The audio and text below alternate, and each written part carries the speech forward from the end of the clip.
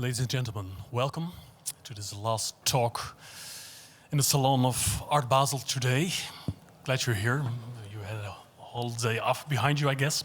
We're here to talk about Constant's New Babylon project. Famous, long made in the 50s and 60s and the beginning of the 70s. I'm here with Ludo van Halem, curator, conservator of the Rijksmuseum in Amsterdam, 20th century art. And he's also working on an exhibition called Constant and the avant-garde of 1950-1960 in the Cobra Museum in Amstelveen. And with Mark Wigley, professor at Columbia University, architecture, and also the author of the, most famous Constant book, maybe, one of the most famous, Tridial. His wife also wrote a very famous one, Constant's New Babylon, the Hyper-Architecture of Desire. We'll be talking about the career of Constant, about the way it developed, the New Babylon project, and also about the way we think New Babylon has its echoes in the art of today, because that may be one of the main reasons why it's presented here in this beautiful booth by the Borzo Gallery in Amsterdam, J5, in the features program.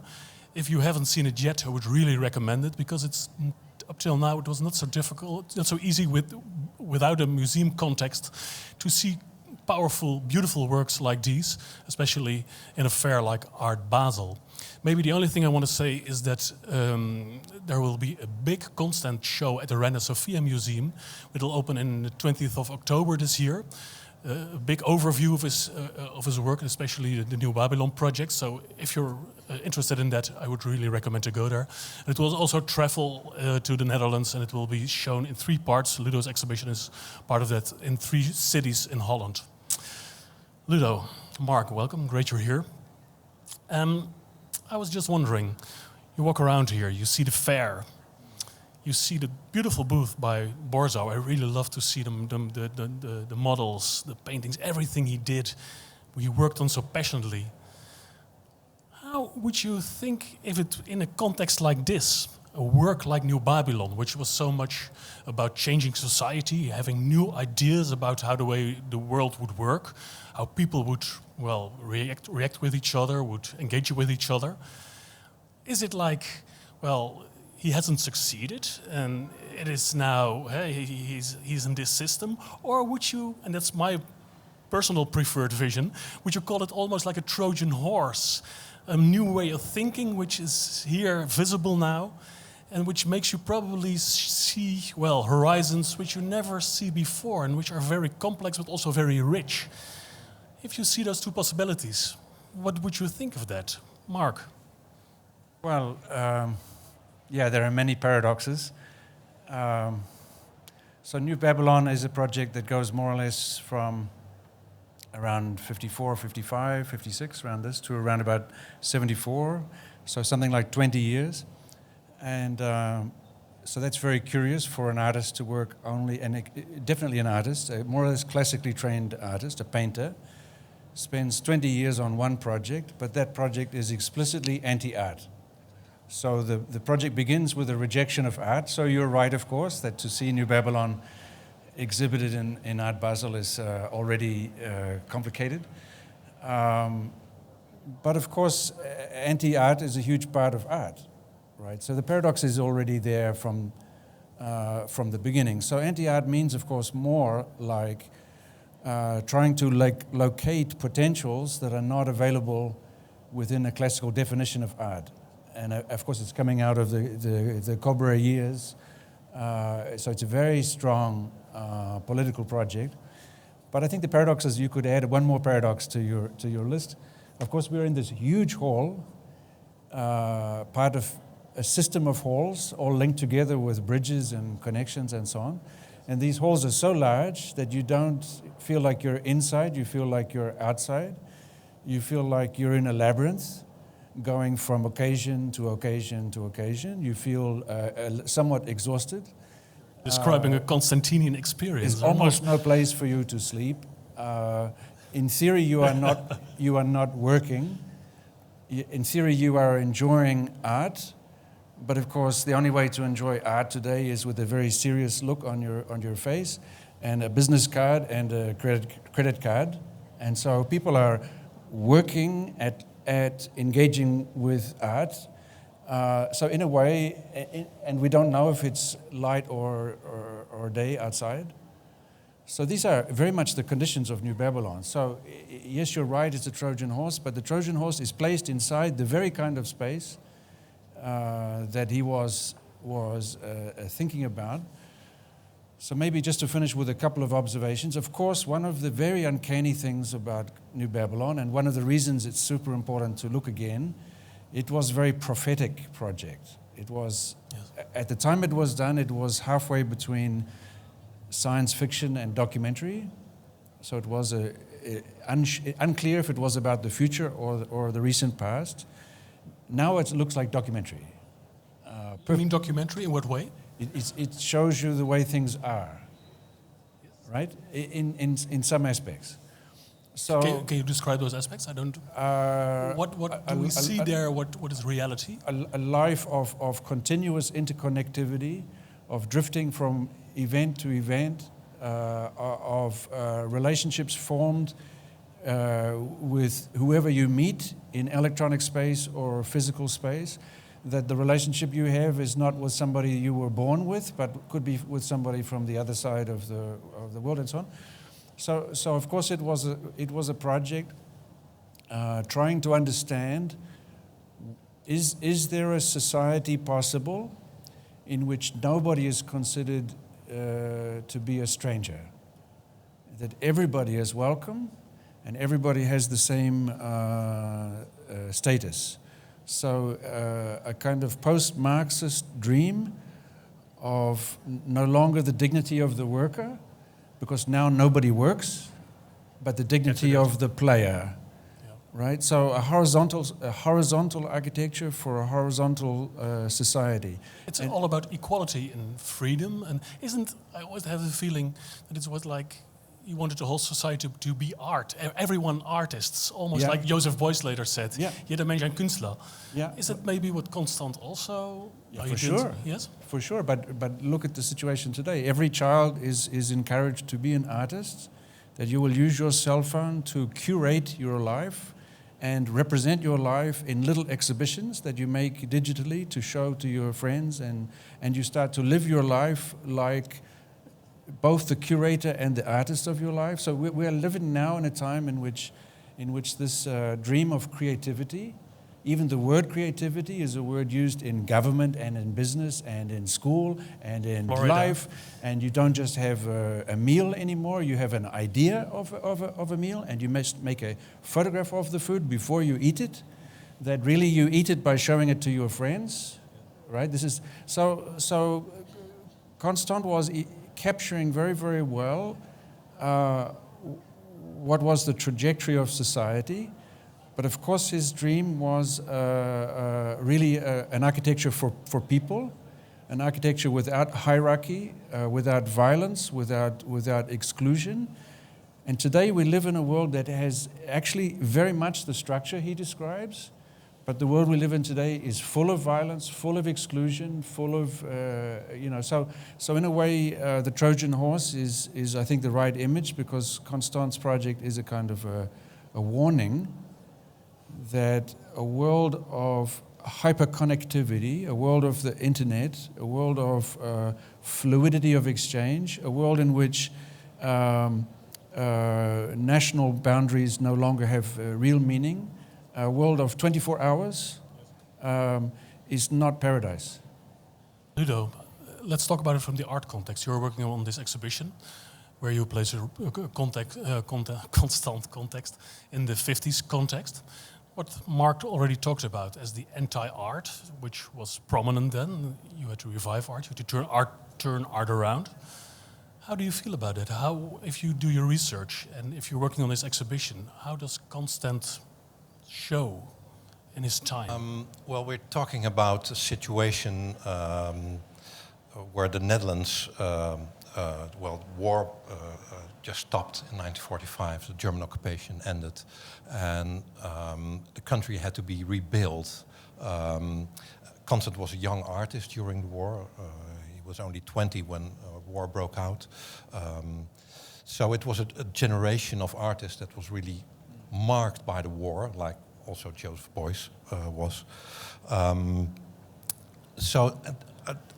The thing that they had in mind that they were really looking for a new role of the artist in society, and he was trained as a traditional painter, partly self-taught, partly at the Rijksacademy. There was this brief moment of the Cobra movement, and I think most people know Constant either as a founder of the Cobra movement or from his New Babylon project. There was this brief moment of the Cobra movement that was only, I think, a beginning of new ideas about the role of the artist and therefore also of creativity in society. And they really tried, really try to make a connection with the general situation in the Netherlands. That was the question, so how to rebuild a complete society on a political level, but also on an architectural and a spatial level. But there was a big shortage of housing. There was a huge increase of traffic. For instance, the Philips company was developing supercomputers. Well, what they considered at that moment supercomputers. So there was a whole discussion about automation.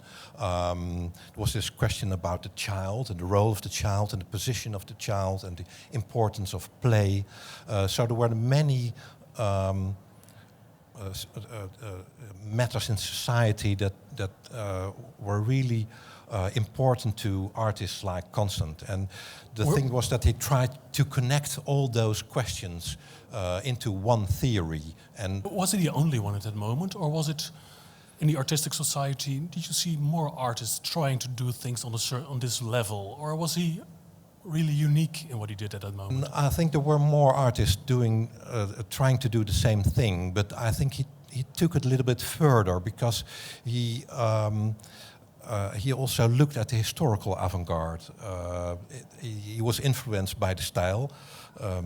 That was a very important the style exhibition in 1951 at the Stedelijk, but also his father and mother-in-law were friends with Mondrian, so he grew up with the style. And the whole utopian idea of the style, but also of the Russian constructionist avant-garde, that was, I think, the things that was, well, in fact, in his artistic roots. Kind of funny, isn't it? Because if you think of his painting he made in the 40s, it's so extremely not the style. No, it's really against. And really later he seems to pick it up again in his 50s and also in. How do you think about that? How is that reaction to the Dutch culture and the style in particular? Well, I mean, geometry was the enemy. It was not simply the style; it was drawing a line. Because it already true in the Cobra years, but when Constant is one of the founders also of the Situationists, the line is absolutely the enemy, because the line, drawing a line, no matter how simple, is always a violence to this. Someone is always outside and someone is inside. So New Babylon is one of the key projects for an attempted revolution, and this is the word used, a revolution against the line. So in a way, architecture had this double role, because on the one hand it was not art, so it was a refuge for a group of anti-artists. On the other hand, architecture was normally purely about domination and control.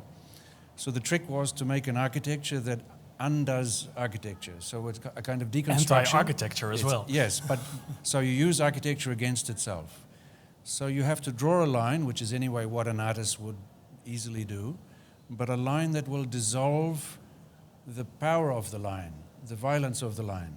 How did it, sorry? So you have to make... It's interesting, we see that one. Yeah. But before that we saw those blocks. How did he cope with the line? He made a lot of curves, he made a lot of round works, but also sometimes straight blocks.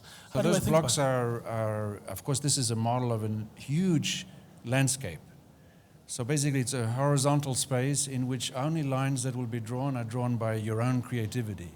So you can draw a line, but will be undone by somebody else's line and somebody else's line. So you use lines against lines. The style is, of course, a kind of religion of the line and of the geometry. Here geometry is used to undo itself. Important to remember, this is the single biggest architectural project in history. This is one building at the size of the planet, right? So imagine that you make the biggest project in the history of the world, the biggest building in the history of the world, and you say you are against the domination and the power of architecture. So not a paradox. So it has the idea to use a project that is so big that the normal force of scale is lost.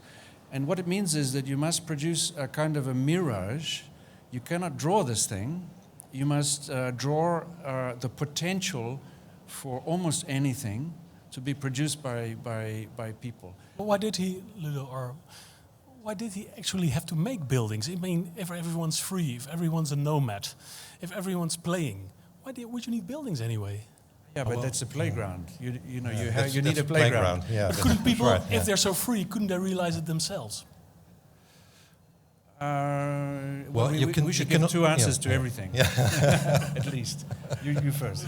Yeah, well, it's also, well, the line includes or excludes things, but it also connects things. So, well, it's really the basic element of a network. And New Babylon was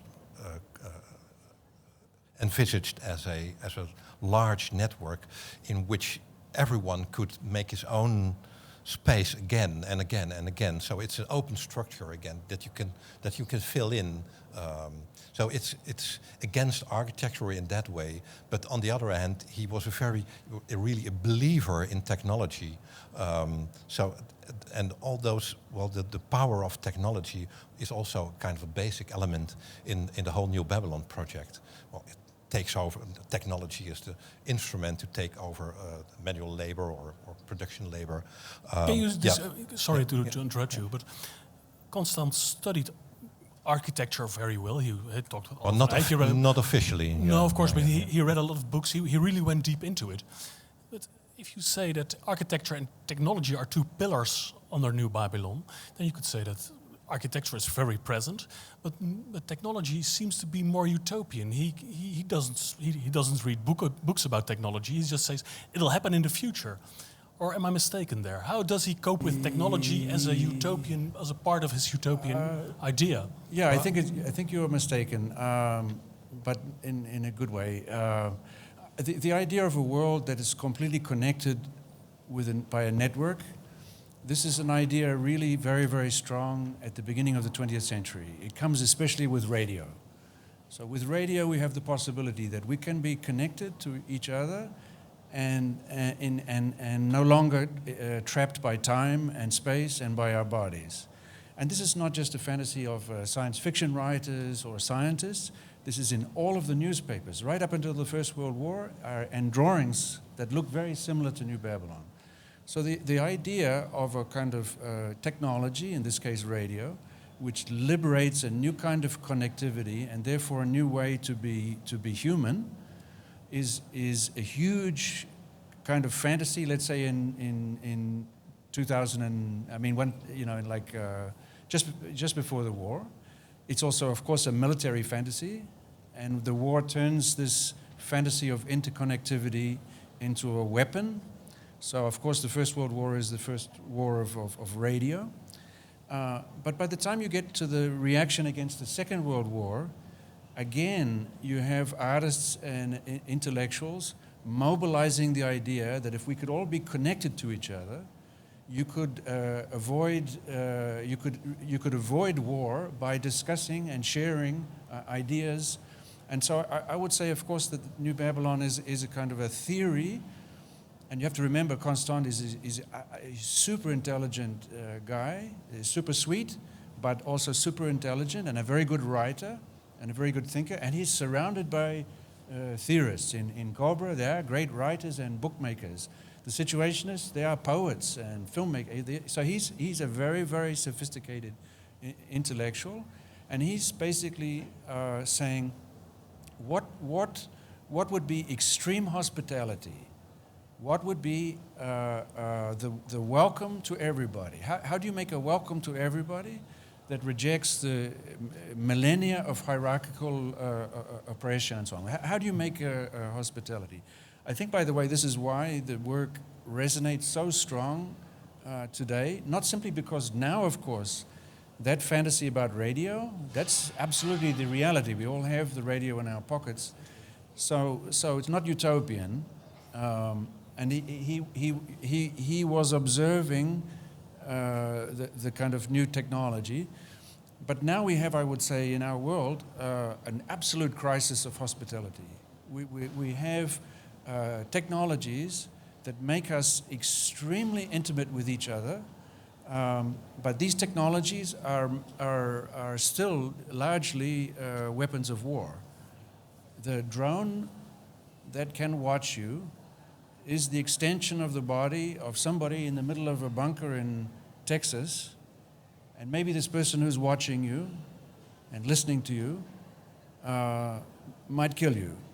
Nothing could be more intimate than to be killed by this technology. So once again, we are in this situation of trying to understand how to turn this new kind of connectivity into a new form of hospitality. And so again, I think we have to look back to those projects and those artworks that were really sort of serious investigations of how should we share our planet. And I think there are many, many artists today for whom this is the single most important question. And I think this is why they find Constance's work totally alive. I mean, just an opinion. No, I totally agree with. We'll get back to the influence on present artists maybe later. Ludo, how do you think about that, about Constant and his relation to society, like Mark is describing, the connectivity? Was it difficult for him to put those ways of thinking out of the realm of the art world?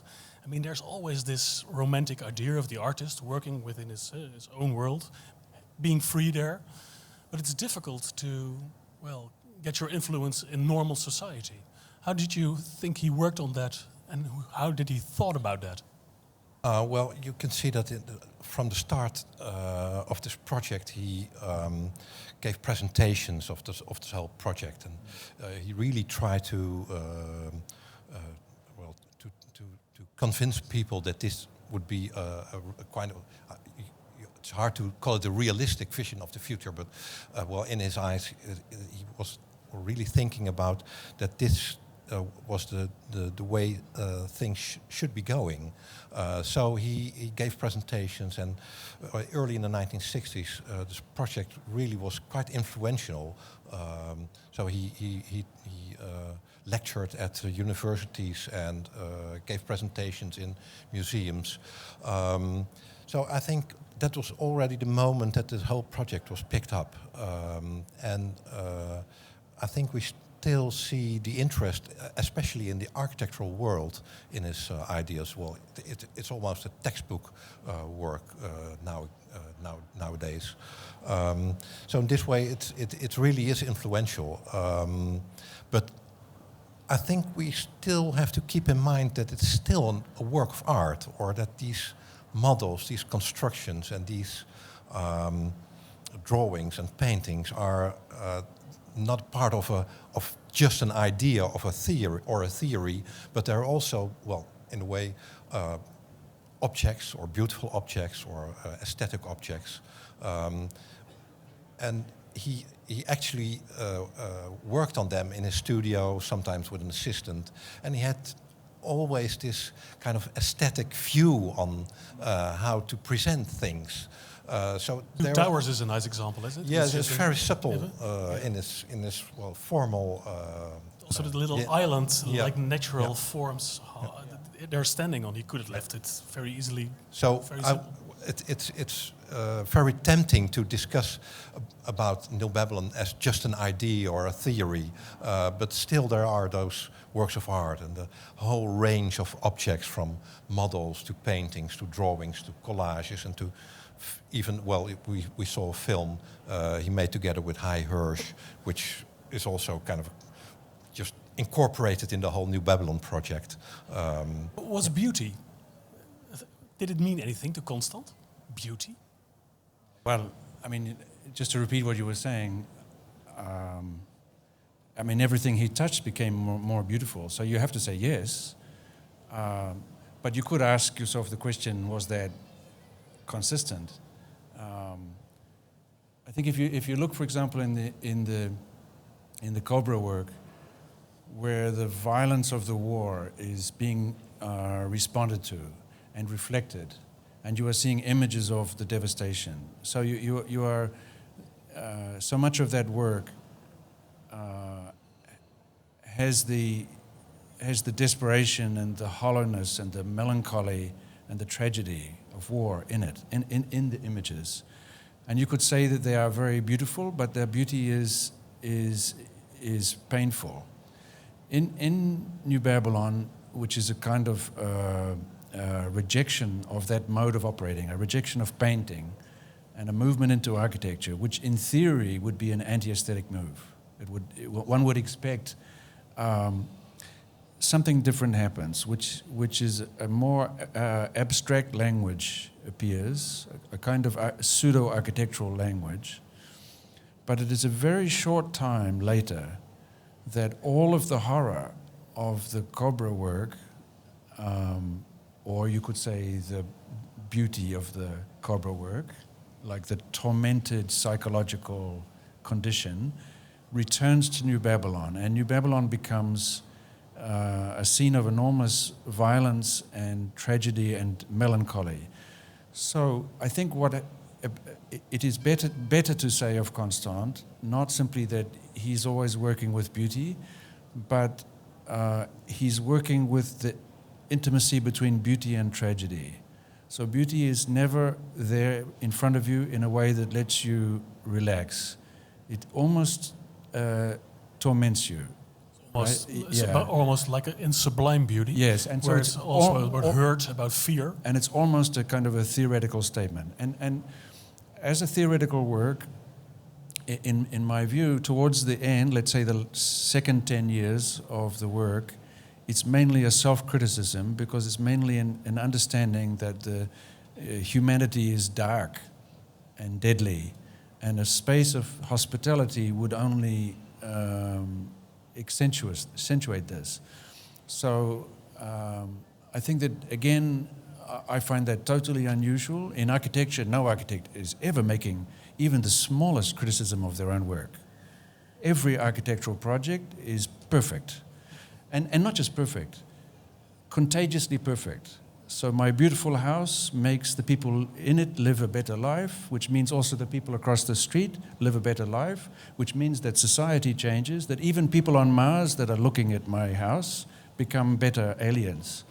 Most architects work with an absolute, unlimited and infinite confidence in the beauty of their own work, right? Here you have a non-architect who simulates being an architect and then critiques his own work and takes a full 20 years to make this study of his own work.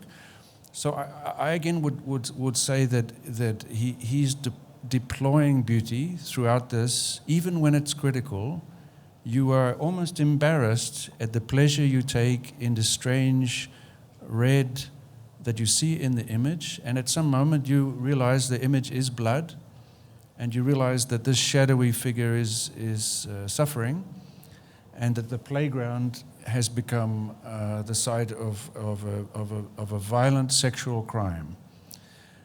So you are caught by the pleasure you take in the beauty, and I think a lot of his work is like this, and of course it's a commentary on again a commentary. How do we share our world in such a way that our creativity is maximized and our desire to kill each other is minimized?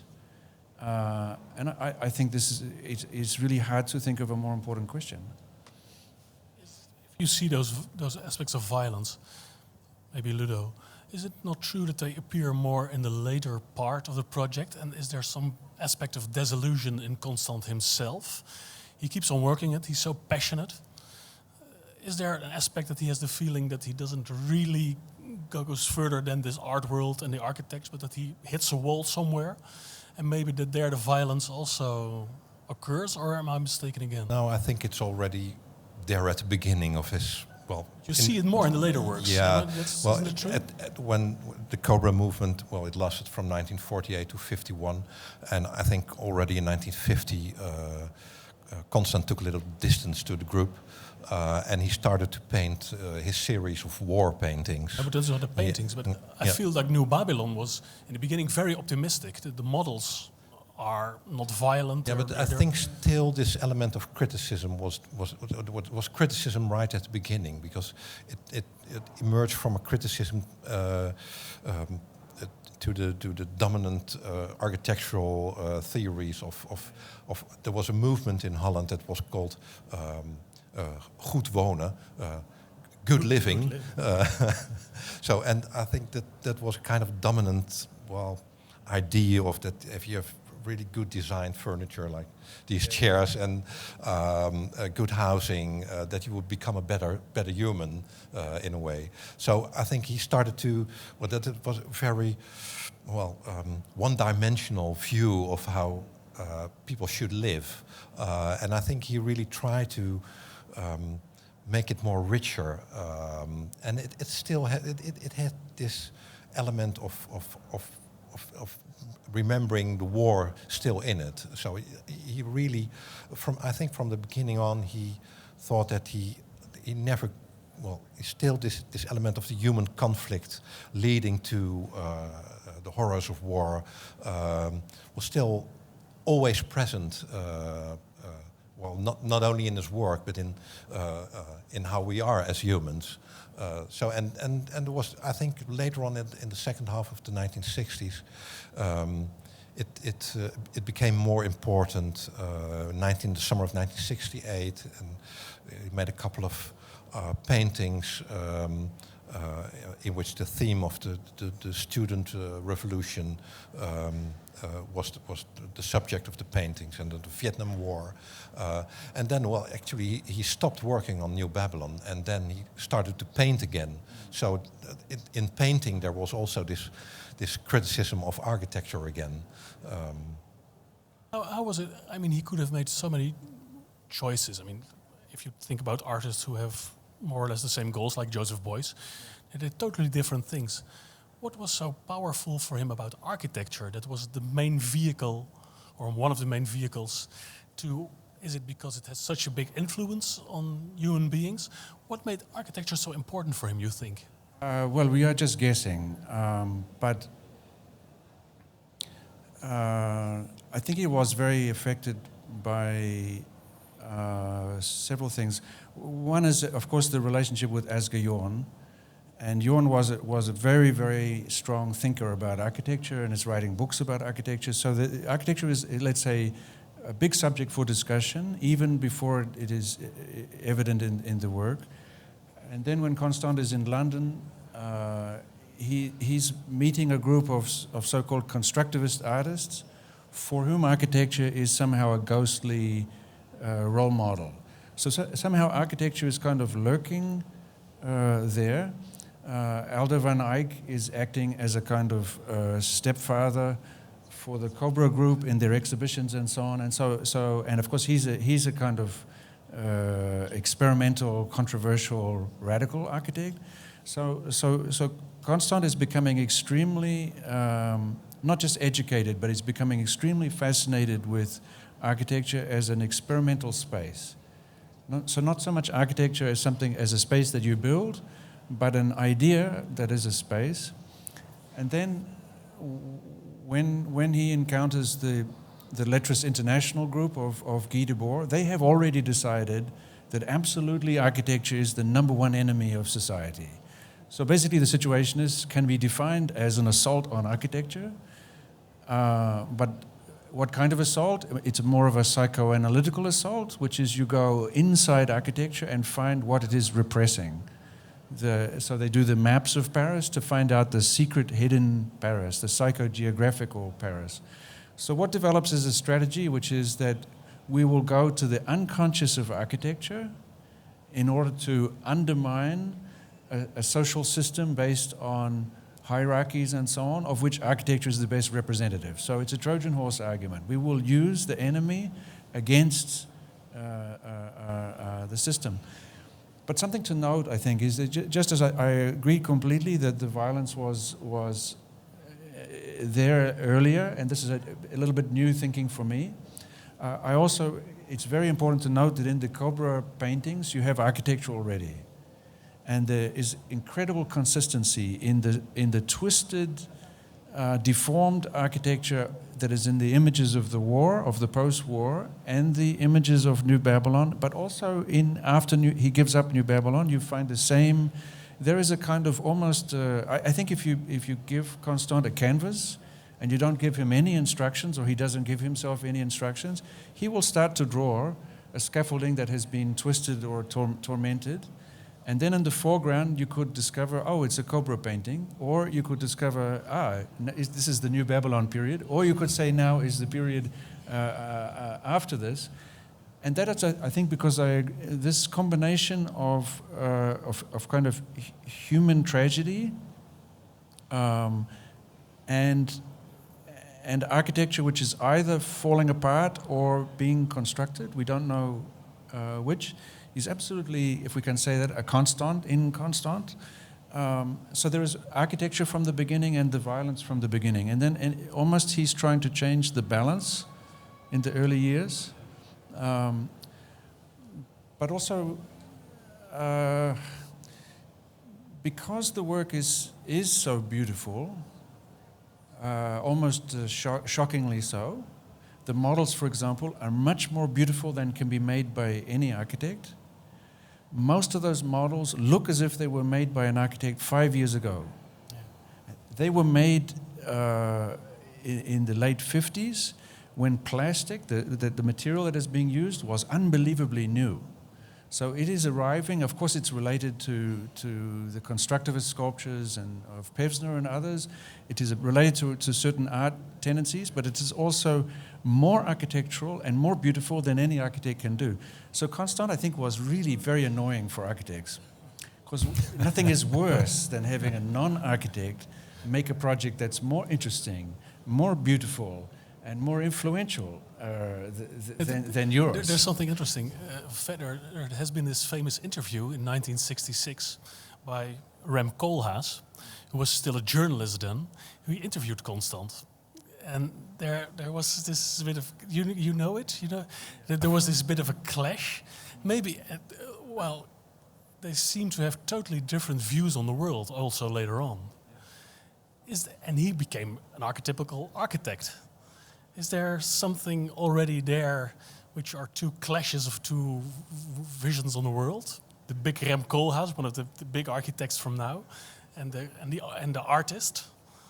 Well, yeah, Constant never took the consequence of his New Babylon project, and he didn't become an architect. He became a painter again. I think there is a clash, because I think you need to have a certain self-assurance to be an architect. Well, enormous self-assurance, I think, and I think the point that I think for Constant, he was too intelligent to have this huge to become an architect. So I think that was he was also, there was another element in his work that hasn't been mentioned yet, and that's the element of color. And I think this element was really at the core of his interest. Working with color is the best way you can do that is as a painter. So I think he stopped working on New Babylon because he didn't want it to be built. Actually, he didn't design it as a project that should be realized, but that could be realized in somewhere far future. And if you want to be an architect, you really want to have your work realized. Well, you don't want to stay working on just the models. So I think for Constant, I think he maybe he was bored with the project. I don't know, that's speculation, but I think there always was this kind of dissatisfaction with the whole project, and he never, I think he never had this ambition to go as far as an architect would. Yeah. I mean, in my mind, it was built. It was he finished because the project was finished.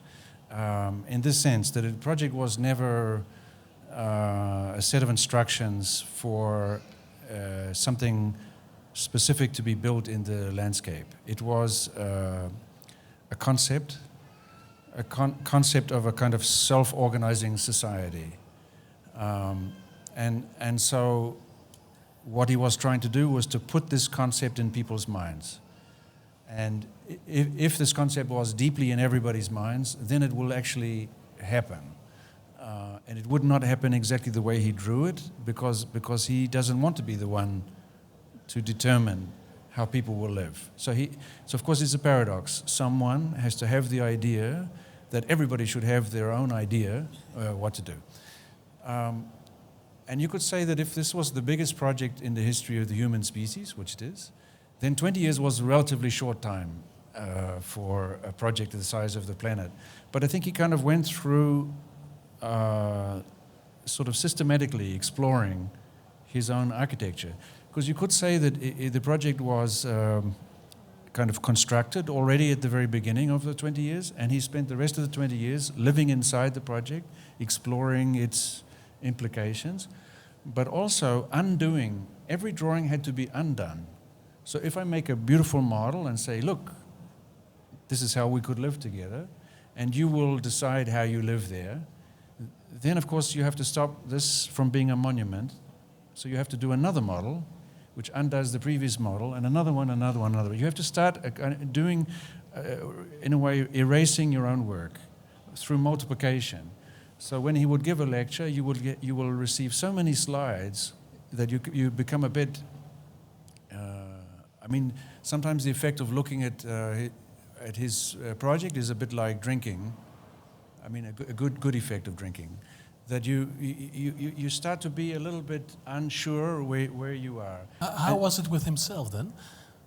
Was it that he was the man who got closest to living in New Babylon, at least in his head? Yeah, but I think this never, is, of course, you came close to this when you talk about Joseph Beuys, because with Constant you have had already, and would have been with Rem Koolhaas, a huge difference between the personality of Constant, the sweetness of him, and the caring of him for people and for animals that you see. So he's living with monkeys and dogs and very nice people. And he liked drinking. And he liked a nice wine, and to go for a walk, and is living in a nice house, and all these things. So all of these things completely at odds with the image of a radical architect, right? So what you have is a non. The ship is about to sail. So.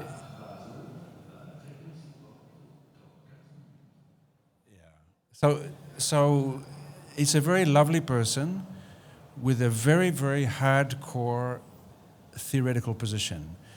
Remember, he was not just one of the situationists, he's one of the three main founding members. These are hardcore, hard drinking. Actually, it was an alcoholic group. The production of those maps was absolutely dependent on alcohol. Hangovers were an enormous part of situationist analysis. And in the middle of that, you have this very sweet Dutch man who's irritatingly sweet, because everybody's trying to be so tough, leather jackets and behaviors. But his ideas are unbelievably compelling. He's the one that can quote Marx perfectly, paragraph, chapter, So he's very much, his intellectual company is very much enjoyed, but he's looking too nice. He's looking too innocent, and so there is always this problem. I think it happens also with Koolhaas, because Koolhaas is meeting him, and Koolhaas is being a young, tough journalist, not an architect, but a writer.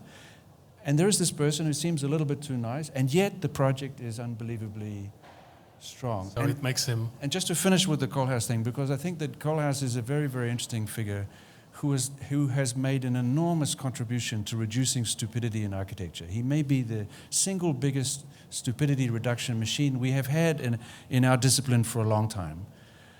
But I think, and when he came to see the opening of the preview of the Constant exhibition from which the book was made, he said, at least in my mind, he said, he looked at everything and he said, I'm surprised how influential I have been on Constant. And a friend of mine who was there said, no, he said, I'm surprised how influential Constant was on me. But I think he said the funny version. And so I think that Koolhaas was affected by the real intelligence of what he learned that day. And remember, Koolhaas is deciding to become an architect shortly afterwards. Exactly. And I'm not trying to say something as stupid as he meets Constant and his life has changed, hallelujah, and all that. It's just quietly a connection was made between two writers, because I think Constant is a writer who can paint. And so a writer who's not yet an architect meets a good writer who's making, and some kind of almost genetic exchange takes place. And so I do think you can put Constant in a strong relationship with Koolhaas, but it is nothing like influence or father and son or brothers or anything like that. It's just a kind of comrades, and yes, Dutch comrades, both of whom have the whole world as the minimum setting for their ambition, right? So very un-Dutch almost. Yeah, it's not like Dutch ever wanted to have an empire. I think we are almost round up because they're going to throw us out. Just in the slides there are also some contemporary artists, which we wanted to talk about. We don't have the time anymore, I think. But I was just wondering, if we talk about influence, what for you both, what you already said a little bit, Mark, but what would be the main thing which makes Constant so alive today, that people want to look at it, want to still think about it, see it? What is so important for contemporary artists in his legacy? Well, I think the importance of his ideas on New Babylon is this idea of, I think, how you use space, or the concept of social space or interaction between people in space. And I think I was quite struck by work of the Opa Vivara. I think it's a group. You mean it's a tea pavilion, and in the center there's a small tea kitchen, if you could call it, and people are drinking tea and relaxing in how you call it, hammocks. I think that would be a very small New Babylonian space in the utopian version, because everybody's happy, everybody's fine, and there's nothing, of course, about the more dystopian aspects of the whole concept. But I think that's very appealing to new generations. This idea of interacting with each other and creating your own world and doing it yourself. So the whole idea of do it yourself is also, I think, a very important thing for a new generation. Thank you. For architects and designers and artists. Yeah. Mark's short one? Just to quickly, I think Constant's project is a research into how to share the planet together. And we live in a sharing economy, and more than half of contemporary artists are really working only on this question of how do we share ideas, thoughts, emotions, resources, etc., information. Again, as with Koolhaas, I think artists just feel that that's a comrade, not a historical comrade, is a contemporary figure, interesting guy. Thank you very much. Thank you, Ludo van Halem, Mark Wigley. Thank you, and thank you, audience.